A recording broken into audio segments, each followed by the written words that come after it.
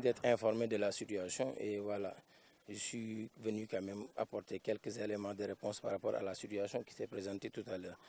On nous a appelé pour nous dire qu'il y a un point de presse au niveau du cabinet dentaire, chose qui m'a beaucoup surpris quand même, parce qu'au fait, je pense que le cabinet dentaire, depuis la cogestion avec le rectorat, était un cabinet vraiment que la population même des Ziguinchor et les étudiants utilisaient pour des soins. Et malheureusement aujourd'hui, les étudiants l'avaient inscrit dans leur plateforme revendicative. Et les étudiants avaient demandé que le cabinet dentaire soit exclusivement réservé aux étudiants.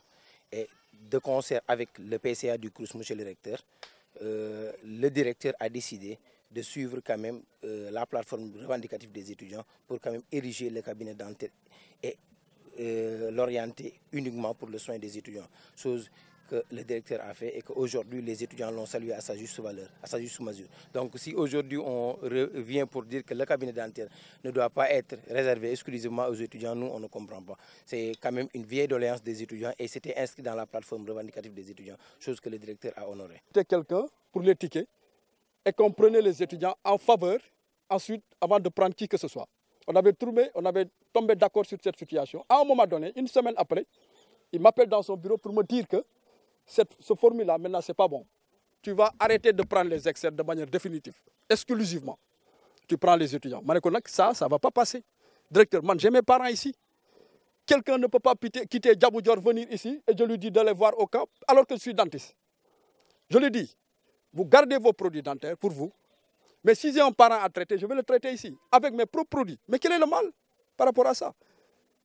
Je suis parti à Dakar la Korité, on m'appelle derrière moi pour me dire que tu as une note qui est là. Alors que moi, je vais donner des rendez-vous avant d'aller à Dakar. Les gardiens m'ont appelé pour me dire qu'ils ont donné des directives pour ne pas laisser entrer les externes. Pour ne pas mettre en mal les gardiens et le directeur, j'ai dit aux externes, j'ai dit aux gardiens, quand les externes viendront le mardi, vous leur dites de m'attendre ici pour ne pas heurter. Ils m'ont attendu ici. Quand je suis sorti pour rencontrer la presse, lui, il est venu avec sa voiture. On l'a informé, il est venu, c'est pourquoi il a créé tout ce boucan-là ici. Mais avant que la mesure soit formelle, mais il y a un minimum. J'ai mes patients que j'ai traités avant d'aller à la Korité. Mais le minimum que de laisser continuer avec ces malades.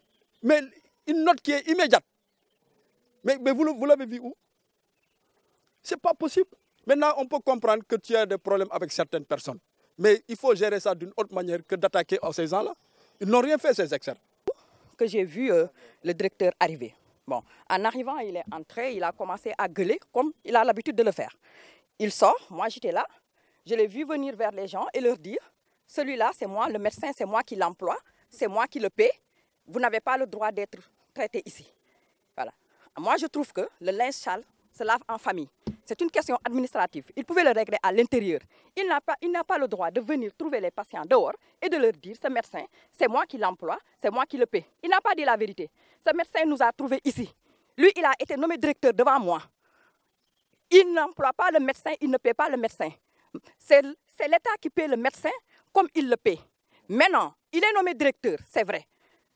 Mais il n'a qu'à dire la vérité. Et puis, c'est des choses qui ne se disent pas en public. Ça, je ne fais pas partie de l'administration. Mais, avec ma lecture, un médecin a une famille. Un médecin a des amis. Mon mari est médecin. Moi, j'ai des parents. Si ma mère est malade, mon père est malade, on va interdire que mon mari le soigne? Non.